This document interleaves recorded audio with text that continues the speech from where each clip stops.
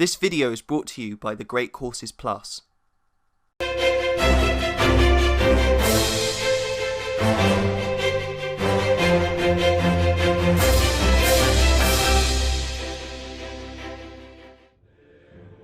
On the 4th of September, 476, the last Roman emperor, Romulus Augustus, was removed from power by the barbarian Odoacer, over 1,000 years after Rome's foundation. The empire was vast, covering 1.9 million square miles at its peak, incorporating the largest professional army the world had ever seen. Despite its enormity, towards the end of its lifetime, Rome was plagued by relentless barbarian attacks that chipped away at its borders, and by the time of Romulus, there was little more than Italy left. While the eastern half of the empire, known as the Byzantine Empire, survived until 1453, the Western Roman Empire crumbled in the 5th century, never to be seen again. In the end, it was Rome's failure to withstand the constant invasions and mass immigration of barbarians that brought it to its end. The ravaging of the Huns in the east led many barbarian tribes to seek shelter within the Roman Empire. One such tribe were the Goths, who sought shelter in 376. Upon letting them cross into their borders, the Romans treated the refugees terribly, giving them no help when famine broke out. Many were forced to sell their children for food, receiving little more than dog meat. This maltreatment led to the outbreak of the Gothic War, in which the oppressed Goths rose up in protest against the Romans. This war was disastrous for Rome, with the Battle of Adrianople in 378 being one of the most devastating defeats throughout Roman history. Here, the Goths led a rebellion against the Eastern Emperor Valens at Adrianople, located in modern-day Turkey. Valens was completely overwhelmed, leading to a mass rout in which 2/3 of the Roman army were killed and the emperor himself was slain. The Gothic War was concluded by Emperor Theodosius I, who allowed the Goths to settle in the empire. The soldiers were allowed to join the ranks of the Roman army, and their people were permitted to stay together within Roman territory, which had not been seen before. Tensions between the Goths and Romans flared up once again when Alaric, king of the Visigoths, decided to take a stand against Rome. Alaric had previously served in the Roman army under Theodosius, but had become disillusioned with the regime after Theodosius died and appointed his sons Honorius and Arcadius to rule each half of the empire. The Gothic tribes living amongst the Romans had come to be known as the Visigoths, meaning Western Goths. Fed up with the mistreatment of the Romans, the Visigoths elected Alaric as their king and marched upon the empire. After moderate success attacking the Eastern Empire, Alaric set his sights on the much weaker Western Empire. Alaric first besieged Rome in 401, but was beaten back by the legendary general Stilicho. Emperor Honorius became increasingly detached from events, moving his capital to Ravenna, near modern-day Venice, in response to Alaric's invasion. Then, in 408, Honorius executed Stilicho, the general who had so valiantly defended Rome all those years earlier, leaving the city wide open to attack. Alaric returned later in the year and besieged Rome until its starving citizens agreed to pay a great ransom and install a rival emperor to represent Alaric in negotiations with Honorius. Alaric wanted land for his people, but Honorius refused to negotiate, leading Alaric to march on Rome for a third time in 410. This time he met virtually no resistance and sacked the city for 3 days before marching southwards with his spoils. Upon hearing Rome had perished, Honorius was apparently distraught, thinking it was in reference to his favourite chicken named Roma. Upon hearing it was the city instead, he was relieved, glad in the knowledge that his favourite chicken was safe. The sack of Rome was a decisive moment in the fall of the Western Roman Empire, from which the end was nigh. The empire fell to the relentless assaults from many barbarian groups, who were able to take over Roman territory and create several successor kingdoms.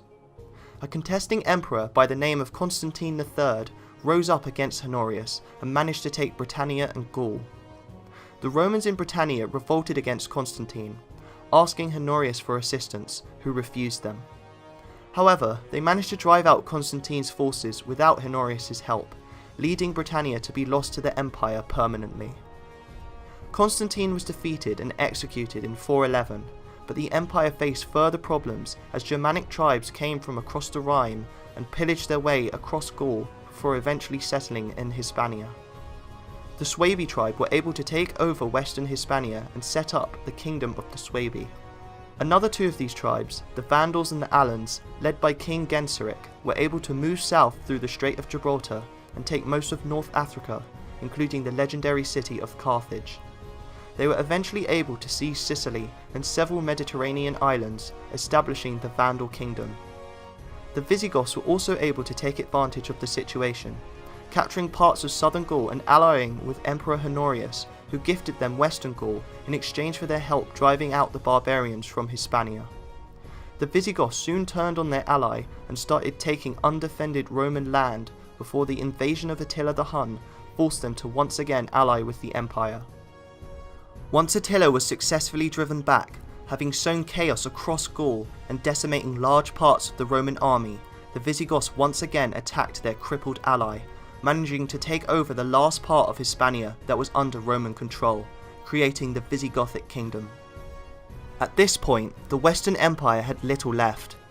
The senior military commander of the Roman forces, Orestes, deposed his emperor, Julius Nepos, in 475 and placed his son, Romulus, on the throne. At the same time, the Foederati, who were the barbarian soldiers in the employment of Rome, sought land within Italy for their service. Orestes refused them, and so they turned to Odoacer, an official in the army. Odoacer led the group against Orestes, successfully killing him before they marched against Romulus. Odoacer deposed Romulus, but spared his life, as the emperor was only 16 years old. Odoacer became the king of Italy, sending the imperial insignia to the Eastern Emperor, signifying an end to Rome's imperial power in the West. While it was the barbarian invasions that eventually brought down the empire, the causes of Rome's fall were vast. Rome saw massive issues due to the colossal size of its empire. The empire reached its territorial peak in 117 under the Emperor Trajan, with its borders stretching from Britain to Syria. This led to many problems.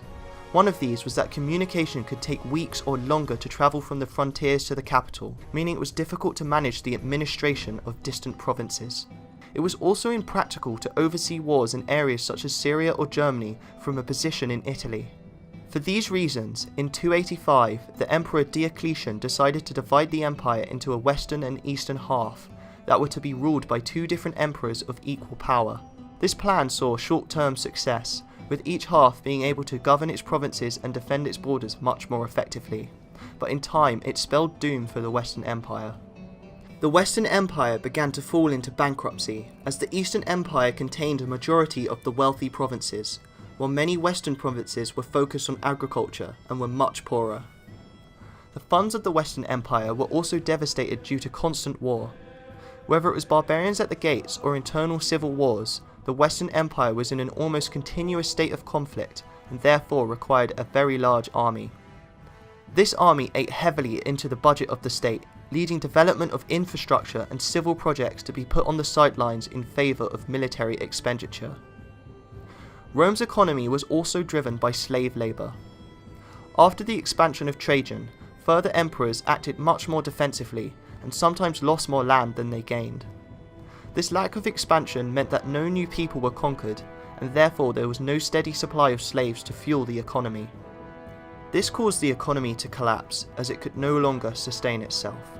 A lack of funds meant the state had much less money to spend on the army, causing there to be a shortage of professional legionaries. Rome's army was once the envy of the ancient world, but the empire was now forced to relax its recruitment criteria in order to defend its borders. Known as Foederati, barbarian units were allowed into the legions, and foreign mercenaries were hired to support the army. These new soldiers had often never stepped foot inside Rome and cared little for it. They were loyal to their commanders, their wages and their people, not the empire, leading many to turn on Rome when it was profitable.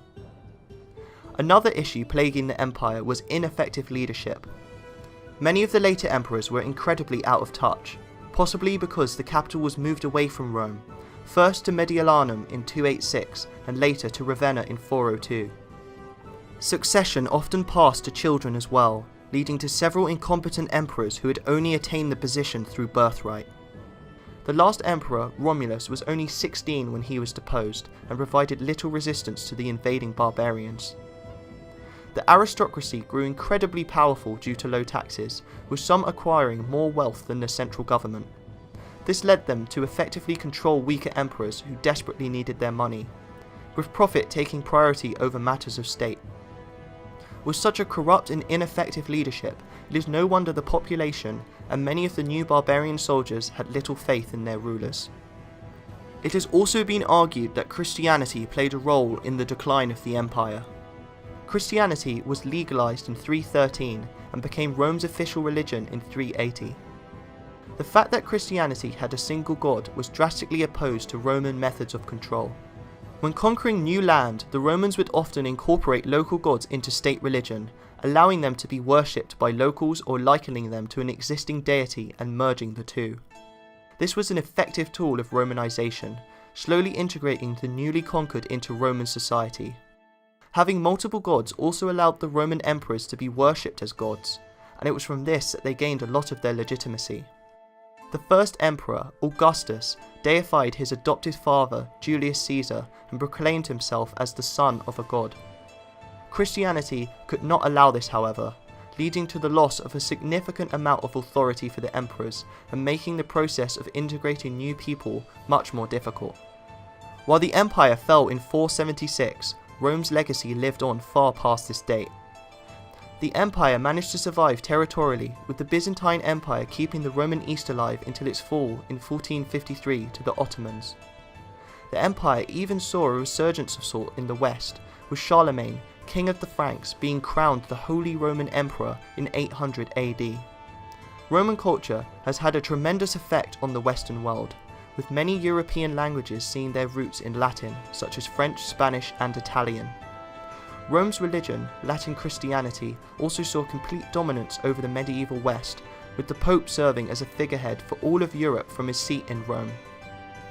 Roman technology and infrastructure also helped greatly in the development of Europe in the Middle Ages, with many Roman towns still being important today, such as Londinium, the predecessor to London.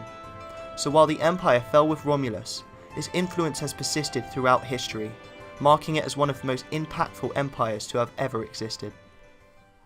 And this brings us to the sponsor of the video, The Great Courses Plus. With The Great Courses Plus, a world of knowledge is ready at your fingertips, available anytime on any device. With a subscription, you gain access to lectures from the world's greatest professors and experts, from Neil deGrasse Tyson to National Geographic and the Smithsonian. A subscription gives you unlimited access to a huge library of over 10,000 videos, with lectures ranging from art, science, math, history, business and many more. If you want to learn how to cook, play chess or become a better photographer, The Great Courses Plus is the service for you. One course we would highly recommend is The Rise of Rome. This course delves into the early days of the Roman Republic, the unification of the Italian peninsula, the rise of Julius Caesar and much more. This 24-part lecture series is a must-watch for anyone interested in history. And right now, The Great Courses Plus is offering the Life Guide viewers a free trial, so what are you waiting for? Visit thegreatcoursesplus.com/thelifeguide. Click on the link in the description and start your free trial today.